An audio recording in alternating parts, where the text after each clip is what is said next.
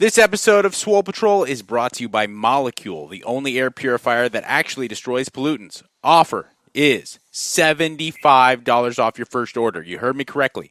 Visit Molecule, that's MOLEKULE.com, and at checkout, enter the promo code SWOLE, SWOLE. Dr. Drew and I know you're going to love it. It's the Swole Patrol. It's the Swole Patrol, the best health and fitness podcast that ever lived today. We're talking to an Olympian, someone who made our country so super proud. She's the oldest swimmer to ever compete in the Olympics. And if she was 75 years old, she could still kick my ass because I am so fat and dumb. Yeah, well done. Yeah. Woo! Oh my God! Where'd that right come off the from? top of my head. That's where it came from, Dr. You Drew. channeled it. Weird. You may have put together, if you're a fan of sports in any way, if you're a fan of any high-level athletics, you may have been able to piece together that our guest today is Dara Torres, and it is truly an honor to talk to you. Thank you for joining us. Well, thank you for having me. That was quite an intro. I don't think I've ever. Usually, I hear the Olympics theme, so I'm kind of digging that one. I don't know who sang that, but that was pretty cool. That was me, Mike, and I tried. Mike! My son wrote it, and then Mike sings to it every show differently. Yeah, he channels. Okay. He channels. Pretty funny. He channels some. Well, sometimes it's a little disturbing. Yeah, this time it was nice. I gotta be honest. You are a guest that there's some guests that encourage me to be dirty and filthy. And there's something about you, Ms. Torres, that I felt like I owed you the respect to not be gross. Not be your usual self. Yeah. That's good. Well, I grew up with 4 older brothers, so I've seen plenty of gross before, and I'm actually fine with it. So I'm very laid back. That's good to know. Don't encourage. But it was nice. That was a nice song. I appreciate that. Think about what happened when you encouraged your brothers. Here it comes.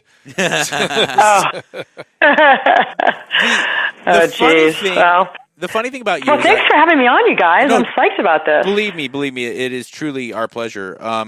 The funny thing about you, and as I was just like researching you and thinking about your life, you put in so much effort, continuous, prolonged, painstaking effort for something that lasts such a small amount of time. How do you mentally deal with the years, sometimes, 4 years of preparation for something that can last mere minutes? I don't think any Olympic athlete that is in a sport that can go by very quickly thinks about, why am I doing this? My best race is literally 24 seconds long. Oh my God. And I think I don't think of it that way. I think of it more that I have this goal, and I've always been a goal setter. I was looking through, someone sent me some old magazines the other day, my old swim coach from high school, which I'm not even going to tell how many years ago that was, but that was a long time ago. And one of them was Sports Illustrated, and I looked in it, and I saw when I was 16, I used to put poster boards on my wall with a goal time of what I wanted to swim if I made the Olympic team and what place I wanted to get. And so I've always been a goal setter my whole entire life. I thought that was more when I was older, but when I look back, I realized I did that when I was younger too. And I think when you set goals, no matter what the goal is, and for me, it wasn't about I'm only swimming a short race. It's I want this gold medal. And when you have that in your mind, and if you're a very determined person, which probably 99% of Olympic athletes are, you don't think about all the hard training. You just think about reaching that goal. And Mike, you're familiar with on the weightlifting side. You guys walk over to a bar and lift it, and it's over. And you don't think about that. That is the training in and of itself. You know what I'm saying? I understand, a basketball player, you prepare for a season. Yeah. A football player the same way. I get it. And even an Olympic athlete that was a hockey player, you still have a 2-hour match. I'm just imagining 4 years of effort to go into 24 seconds. Yeah. It's got to be such a mind F, And I guess divers at least do different dives and different levels. It's a prolonged thing. You know what I'm saying? People who race, it's got to be such same with track and field, right? Yeah, exactly. Anything you race at. And it's not just 4 years. If you think about it, you're actually doing it your whole entire life. Right. It's just a matter of, the Olympics happen every 4 years. But my first Olympics, I was 17 years old, and I started, on a team when I was 7 or 8. So it's a long time. Was it hard for you being 17 years old and an Olympian? Because I felt like I had a horrible time in high school, and it was miserable because I felt awkward, and I was always conscious about what other kids thought of me. And I'm pretty sure that most everyone else who's a breathing human has the same experience. When you're special, I mean, because you were special and you were unique, did it make it hard for you?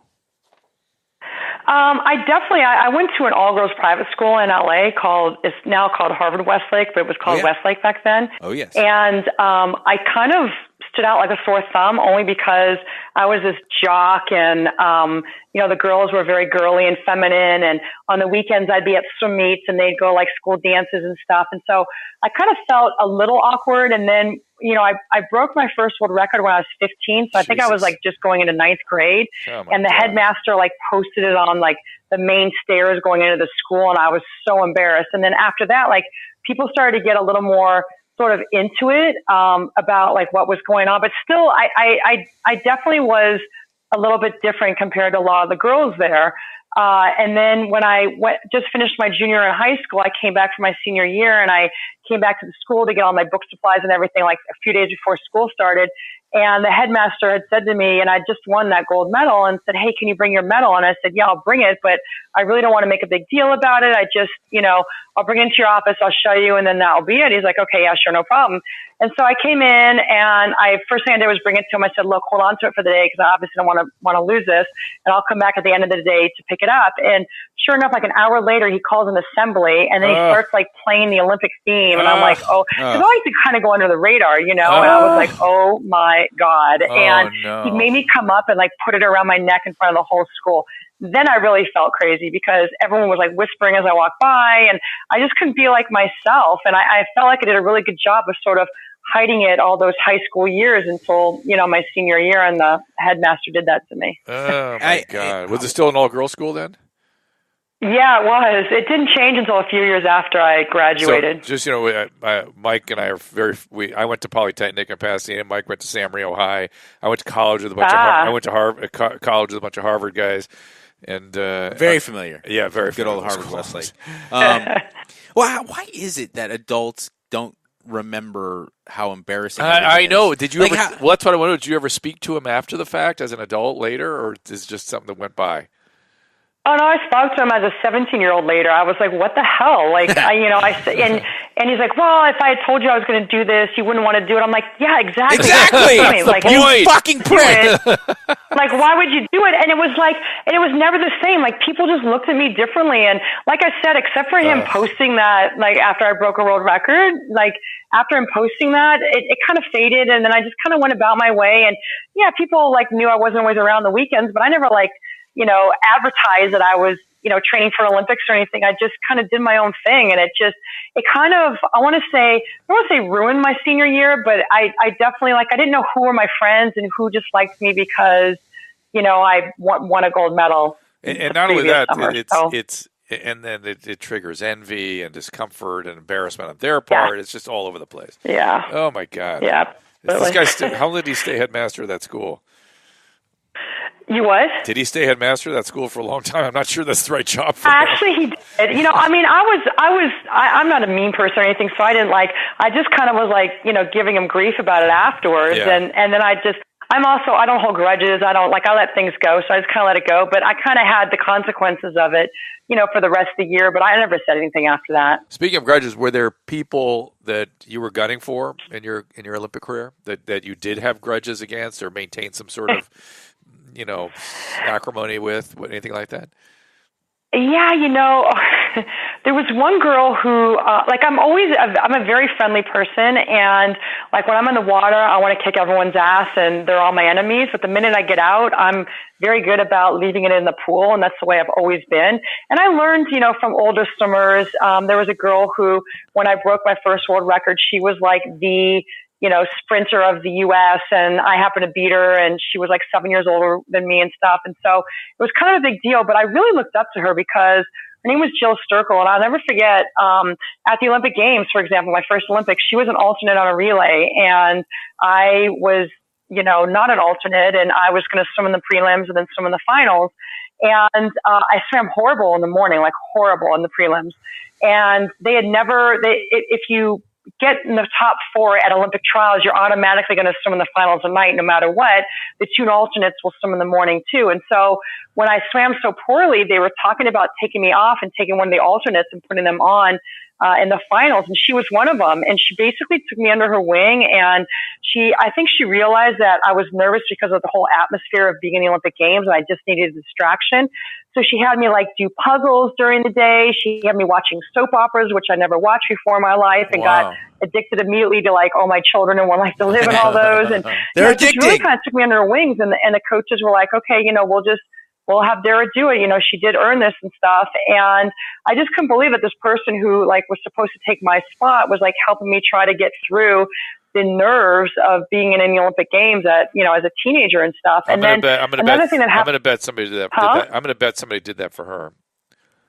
Yeah, I don't know. And then another thing that happened is a year or 2 later, I was at a meet, and I was in the heat before her in the same lane in the prelims, and there were a couple of false starts, and the pool was super cold, and I was shivering, and she basically took her towel off of her and put it around me until I got up and swam my event. And so, I admired that a lot, and I'm kind of like that anyway, but it just made me show that, you leave your competing in the water, and outside of the wall, you're just friends with everyone. But to answer your question, there was a girl that I trained with in 2000 at Stanford, and the coach had let me swim on the team because up until that point, I hadn't been to an Olympics in an individual event. All the Olympics up to that point, the 3 Olympics I'd been to in 84, 88, 92 were all in relays.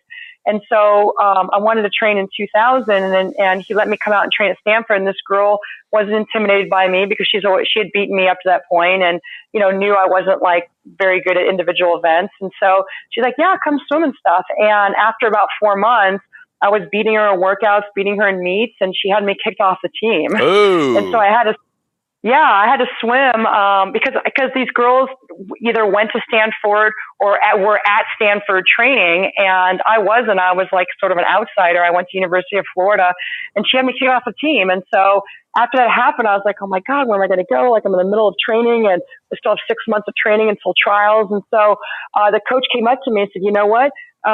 This girl may have a say in what's going on in the team, but there's nothing that says I can't train you individually. No. And so he did. And so, for her, it was a blessing in disguise for me, because here I got one-on-one coaching, from this coach. That's And I ended up beating her in the Olympic Games and going faster than her, because she thought she was doing something for herself to get me kicked off the team. But then I got one-on-one attention, with the coach for the next 6 months. So it actually worked to my advantage. They drive me crazy. People politicking like that.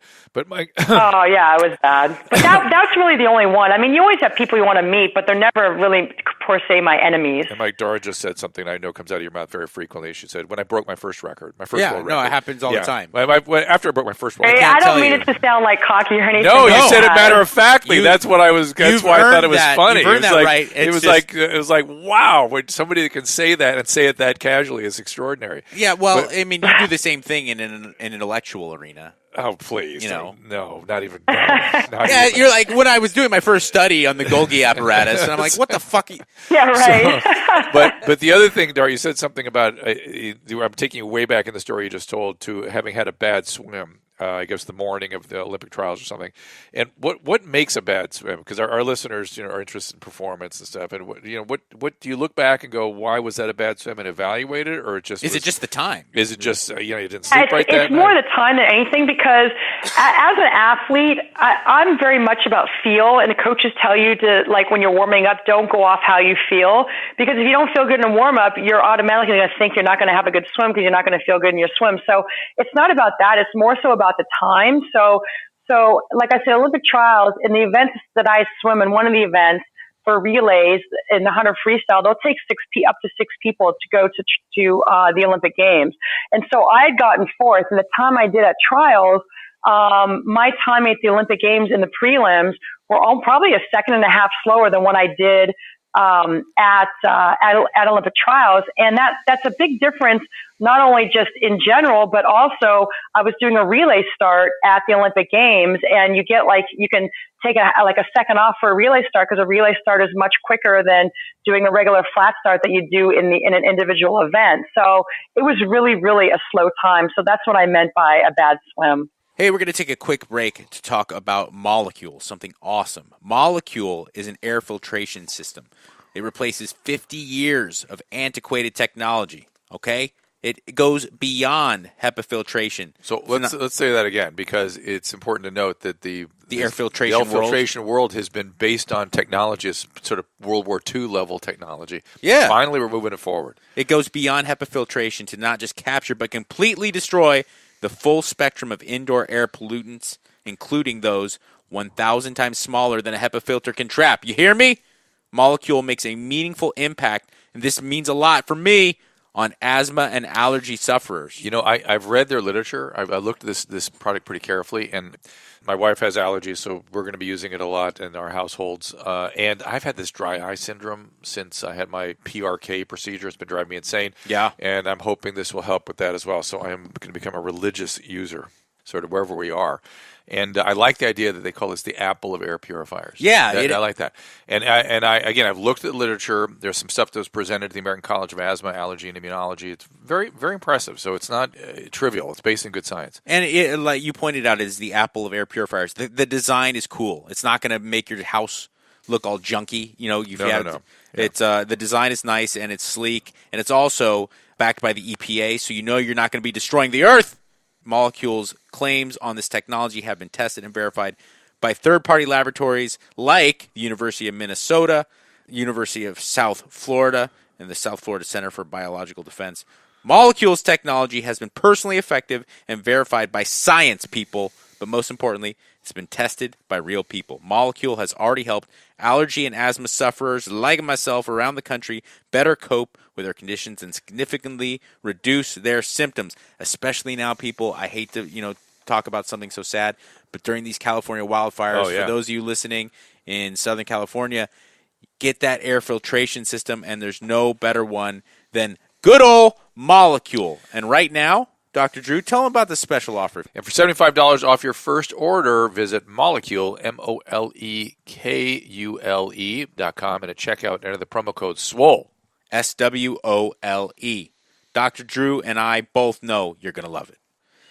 And we're back. Welcome back to the Swole Patrol. Our guest is an Olympian. Dr. Drew and I, we bump elbows with Olympians and medal winners all day in our personal life, but rarely. You were musing about something before the break.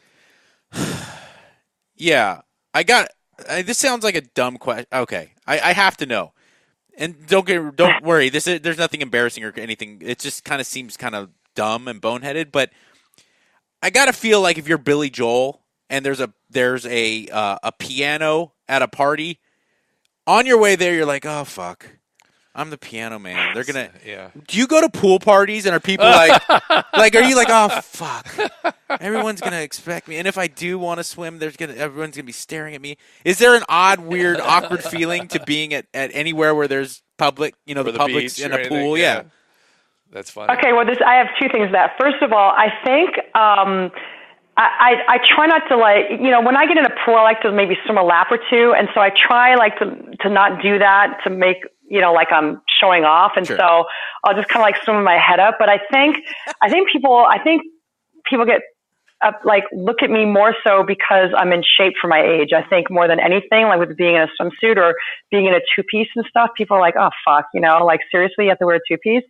And then the other thing is, so I moved to Massachusetts about 6 years ago, and my husband was already up here, and I moved from Florida, and I just finished my Olympic trials, and my sixth Olympic trials, and I missed the team by 9/100ths of a second. So I was moving up here, and when I got here, I look in our backyard, and our pool in the tile where the water's already filled in has the Olympic rings in them. And I looked at my husband, I'm like, what the fuck is that? He was like, oh, surprise. And I'm like, are you serious? And he's like, oh yeah, I thought your mom and I thought you'd really enjoy that. And I'm like, okay, like if you know me well enough at this point, which we dated for a couple of years already, like you know that I'm not vain. I don't like people to know that I'm in the Olympics unless they like ask me. And so why would I want huge Olympic rings like in my pool? And the fact that we're having a pool party for my daughter in like a couple of weeks at her new school, and there are the Olympic rings. And I was like, I didn't know what to do. I'm like, we're taking all the water out. You're going to redo this, and there's going to be no Olympic rings in the pool, you know. And obviously, we ended up not being able to do that because it would have cost a lot of money. But I couldn't even believe it. So every time we have a pool party here, I have to explain. Like people think like I put the Olympic rings in the pool because I'm so proud that I was an Olympian. How do you have? How do you have a pool? I have to tell people that wasn't me. How do you have a pool in Massachusetts anyway? It's not a bad question. Excuse me? How do you have a pool in Massachusetts at all? Well, you know, it's like 2 months a year, but you know. That's why people have above ground pools, is because it's so cold. Yeah. Oh my gosh. Transitioning into the idea of like training and health and fitness. I would imagine that with just like track and field, where your weight is a factor, power to weight ratio in swimming, diet must have been incredibly important to you both during your swimming career and now. Yeah, well, it was, and now it's not. So, I mean, I shouldn't say it's not. Okay, let me just explain. So, when I was growing up, I was a skinny, lanky kid, and I told you how, you know, this girl, Jill Sturkle, had helped me, and she probably weighed, I would think, 50 pounds heavier than me. And she was a big, just strong, muscular girl, and I was this lanky string bean, and I was always like that. And I'll never forget, I got into University of Florida, and about 3 or 4 weeks before I was supposed to move out there from California, I was at a swim meet, and the head coach at UF had come up to me and said, hey, you know, it'd be really great if you like lost 10 pounds before you got to school in a month. I looked at him like, and I've never had anyone tell me that before. And you know, you're 16, 17, your body's changing as a girl going into a woman, and it just happens. You gain some weight, and I didn't really think anything of it, and I thought he was kind of kidding, and so I went on vacation with my family. I came back, moved to Florida, and he was a coach that was very obsessed with weight, and he would weigh us every Monday afternoon to start our week. Damn. And would decide, okay, he's looking at you and be like, you know, by next week you need to lose like 2 or 3 pounds. Wow. And if we didn't lose the weight, he was a crazy coach too, in the sense that he trained us so hard, like would do crazy things. We'd pull sleds on the football field. We'd run up and down stadium stairs. We'd do weighted jump ropes. This is in addition to like 2.5 hours of swim workouts twice a day. And so if you didn't make weight, the only mornings we had off, besides we had all day Sunday off, but Tuesday and Thursday mornings were the only mornings we had off. And if we didn't lose the 2 or 3 pounds or whatever weight he told us we had to lose by the next Monday, we would have to go, we'd be the breakfast club and have to swim those mornings too. So no one wanted to, you know, not do what he told us to do. And so, what happened was I went into one of the dorm bathrooms one time, and I was like really upset, and a girl came up to me and she's like, what's wrong? I'm like, I'm not losing this weight and I have to, and I have to do extra workouts. And she's like, oh, it's so easy. You know, you just go in the toilet, you eat whatever you want and then throw up and then you're fine. And so, unfortunately, I developed bulimia because of this, with this girl sort of showing me what to do. And then my coach figuring out that we were starving ourselves all day Sunday and all day Monday. And so we weighed ourselves, and then we'd go in the locker room and stuff our faces so we could at least get through workout and have some energy. Wow. He decided to not tell us when he was weighing us. And it just snowballed and got into this, you know, big sort of issue for me. And so the whole entire time I was in college, I was bulimic, and also after college. So I developed a very, very big fear of food. And even though I ended up going to a psychologist and sort of dealing with the issues and whatever was like triggering it, I finally sort of got over it, but still had many fears of food. And that was basically my college years. And then I decided to come back and swim in 92, which would have been my third Olympic Games. And the coach said to me, look, you know, I know you had some eating issues, and you got to make sure that you're, you know, definitely healed before you come, because I don't want you to start training and having this. And I was fine. But then once I got over those Olympics, I had like 7 years off where I thought I was retired. And, you know, still had just major fears of food. And when I decided to go back and train again in 2000 with that Stanford team, you know, the coach sort of introduced the Atkins diet to me. And he's like, oh, you could have burgers and this, but, just have half a bun and not a whole bun and do this. And it actually really helps me get over my fear of food. Because he said you can have ice cream because it has less calories than, or less sugar than frozen yogurt and this and that. And so his sort of, knowledge and sort of addiction to us being more high protein and not as much carbs really helps me get over my eating disorder. So after that happened, I really tried not to limit myself with what I'd eat, as far as like being so conscious about my weight. And I never got on a scale anymore. I, got over my fear of foods. And so I really try not to deprive myself of food. So the way I look at myself now, I eat what I want, but I eat, very small portions of if it's something that really isn't healthy for you. So if I make chocolate chip cookies, I may have like a half of one or whatever, and then I'll just kind of keep them to the side until like the next day. Like I don't overindulge, but I don't deprive myself of food. I think it's a healthy balance. I mean, that's really what it's all about is, not becoming obsessive, but at the same time, not allowing yourself to punish your body with too much food. What is the secret to, I obviously there's probably a myriad of secrets, but your ability to not only perform at a high level, well into the age when most people aren't, but your ability to look amazing while doing it, is really, it goes against what we've always been taught is possible. I mean, I'm going to be 40 next year, and so I'm already doing the self-talk where it's like, well, I can't do that anymore. I mean, that's not for me. I'm a 40-year-old man now. What is it? What is it? Is it mind frame? Is it just a change of perspective that was made it capable for you to be a high-level Olympic athlete at an age when most people are thinking about retirement?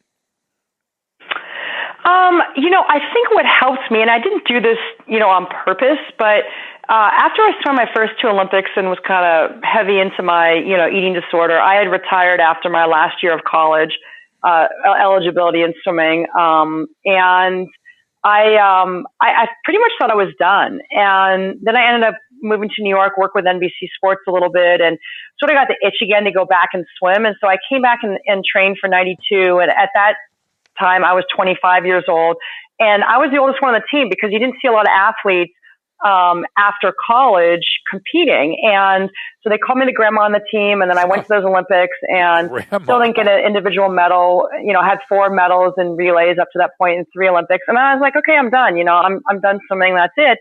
I am very much about exercise. I love health and fitness. Like I love the way exercise makes you feel, it relieves stress, but I also love the way it makes you look. And so in those years from the 92 Olympics until I decided I wanted to come back in 99, I worked out, swimming's a type of sport where you burn so many calories that swimmers, when they retire, have such an issue with gaining weight because they're so used to having such a high metabolism from all the training that we did. It's a year-round sport. We do double workouts a day. It's a lot of intense training.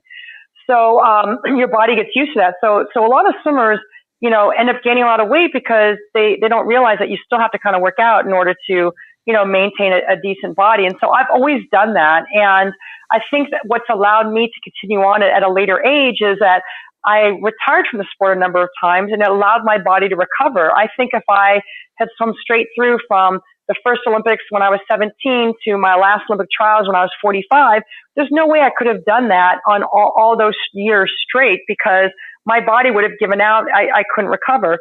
So when I decided to come back in 2008 for those Olympics, I thought, okay, yeah, I could do what the young kids are doing. I'm 39 years old. This is no big deal or whatever. That first week of training, I couldn't do double workouts. I'm like, I can't do this. I can't do what these teenagers and 20-year-olds are doing. I really had to listen to my body. And I think that's really important. I think, first of all, people get stuck in a routine.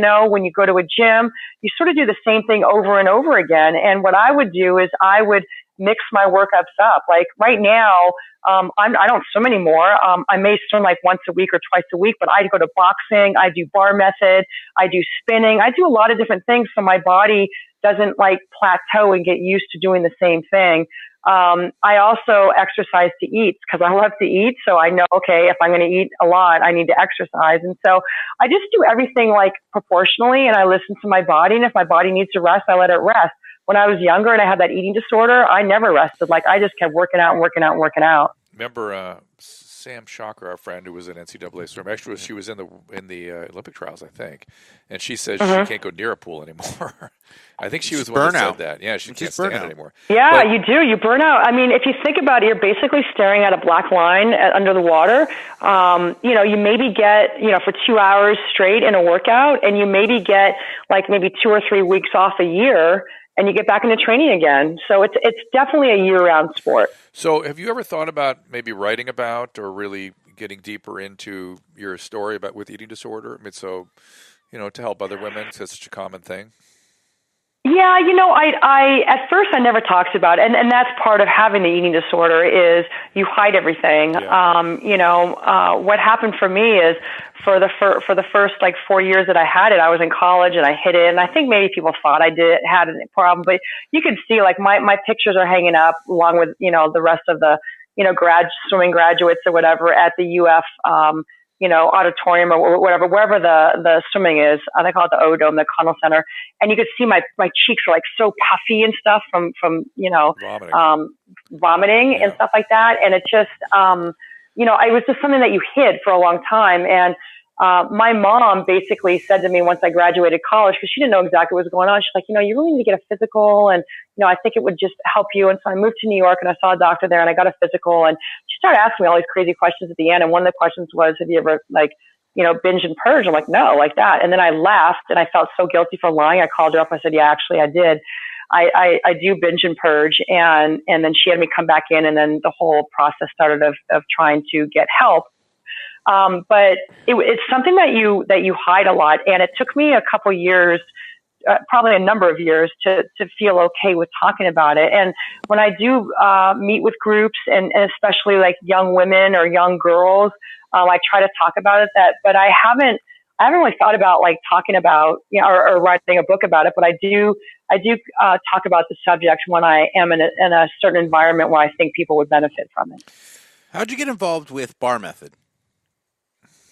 Oh, this is so funny. So I've had numerous injuries, considering I'm so old, over the years. And the most recent ones for me in 2008 and 2012 by the way, Dr. were my Drew, knees. I just want to, sorry to interrupt, but Dr. Drew gets the shivers when you say that you're so old. Did you see me? I reacted. Dr. Drew's going to have his 78th Actually, I birthday. physically reacted, and then I thought, oh, that's your new preoccupation. Now it's not the eating, now it's the aging, right? Okay, wait, I am 51, so I am older. But when you're training and at an older age and you're putting yourself through so much to try to be at the elite level with young kids, it does wreak havoc on your body. And so my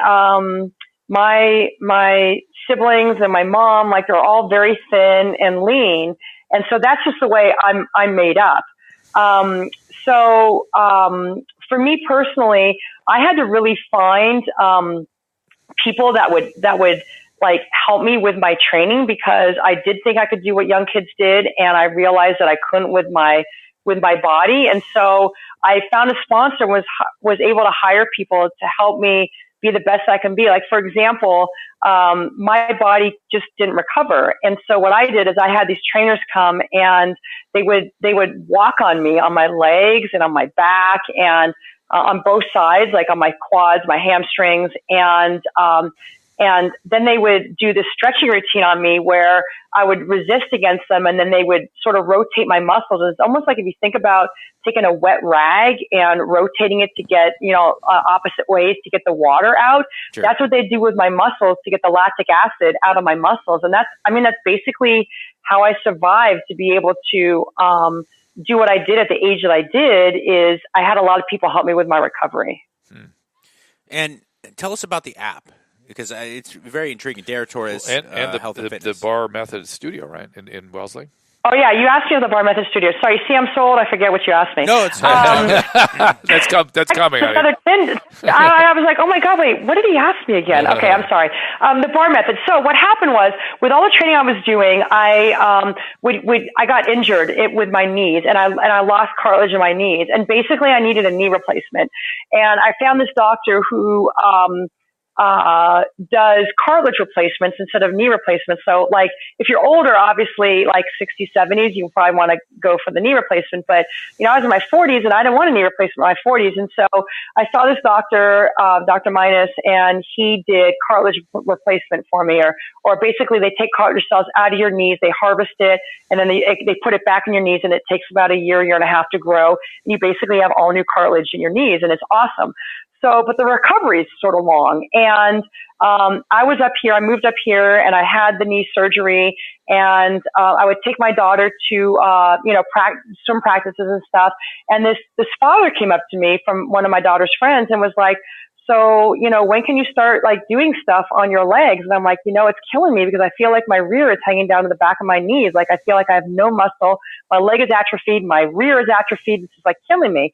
And he said, oh, there's this great workout that is probably easy on your knees called the bar method. I'm like, the bar method? I'm like, I've seen Pure Bar. I've seen like bar 3. And I'm like, what's the bar method? And he started explaining to me it's like an overall toning workout. And, they do lots of modifications. So maybe why don't you like come with me and, take a class? And I'm like, okay. And so I went to the bar method studio in Wellesley, which is like 10 minutes from where I live in Dover in Massachusetts.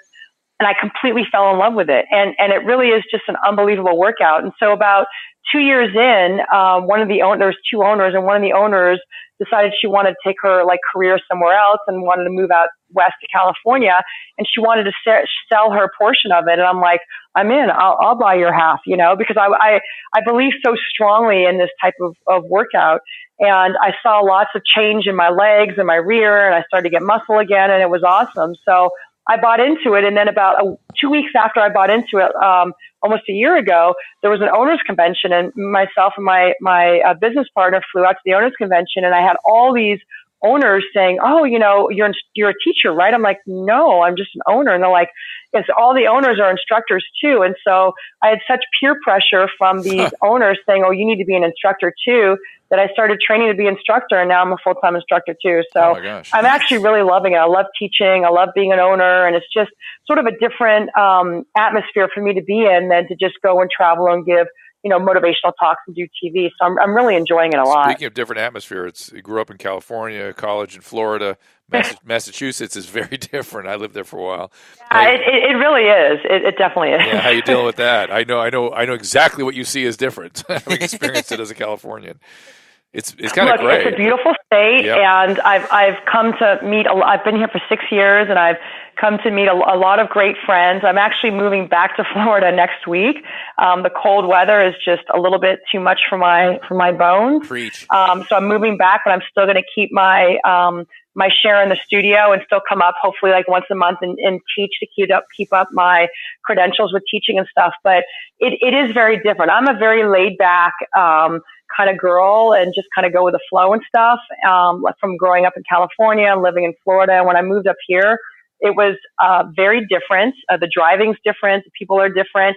I've grown to love the place, but I can't deal with the cold. So, wherever I go, I kind of am just a very friendly person and sort of fit in right away. So that's not that wasn't really an issue for me moving up here, but I didn't realize how different it was once I was actually up here. It's intense. I mean, Massachusetts, particularly in around Boston, it's, I'm sure how old are your kids now? My daughter's 12, and okay. My husband's kids are going off to college, so it's just my 12-year-old now. But still, the education is taken very seriously in that state, and so I'm sure they're absorbing. Yeah, they do. Yeah. They definitely do. Very seriously. They have some of the top schools in the country here. So where are they going to college? Very serious. Excuse me? Where are the kids going to college? Yeah, they're twins. So I have the girl Krista is going to GW, and the boy Lucas is going to Wake Forest. So they're very excited about it. Fun. Look at you. So yeah, very fun. And then in our remaining moments, tell us about Dara Torres Health and Fitness, the app I'm looking at right now. Oh, you know what? The app, I don't even think works anymore. Is it actually working? I'm looking at it. It's funny because it was right when apps started to be very popular, and my trainer who I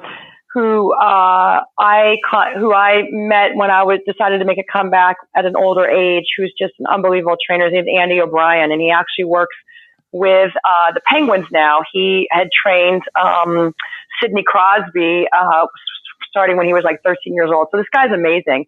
And we got approached about making a health and fitness app. We're like, oh, this is going to be great. And so we did all these different exercises, a lot of stuff that I did when I was training to teach people, sort of what I did. It's not about heavy lifting. It's about doing exercises correctly, using your body weight, and you could still be lean and, and thin, doing these exercises and not going to the gym and lifting like 250 pounds, doing leg press or something. And so we were very excited about it, but then it kind of fizzled. So right. I can't really promote that for you guys because I don't even think it even works anymore. All right. It does. It crashes when you open it. I finally downloaded it. There you go. Swim Dana at Swim Dana on Instagram and at Dara Torres on Swim Dara. Swim Dara. I'm sorry. Swim Dara on Instagram okay. and at Swim Dara Torres on Twitter. Honestly, I've had the luxury of talking to a lot of motivational people, a lot of inspiring people.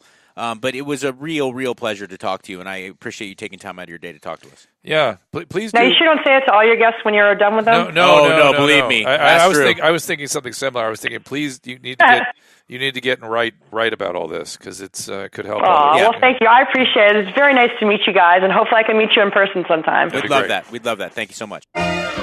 Hey, everybody, it is the Swole Patrol podcast. You can find me on Twitter at Mike Catherwood, and Dr. Drew is at Dr. Drew, of course. Join the email list today. Send your questions, drdrew.com/contact, and put Swole at the top of the email so we can get your comments. And this will get you a weekly email reminder with a link to this show and all the great shows that Dr. Drew and I do, and all the shows that Dr. Drew does by himself, and, of course, with Adam Carolla, the great Ace Man. Please tell a friend and subscribe on iTunes. Don't forget to rate us 5 stars. And on Podbean or Google Play. All 3 help us out. We also are on YouTube/Dr. Drew, and hope you can give us all your comments, even if you're a troll and you want to destroy our feelings and our emotions. Support our sponsors and the show. Click on the banners on drdrew.com for the links for special discounts for the products Dr. Drew and I endorse 100%. Send questions and comments to our Facebook page, facebook.com/Swole Patrol Podcast, or on Twitter at Swole Patrol Pod. And be good, be swole. #Swole Patrol.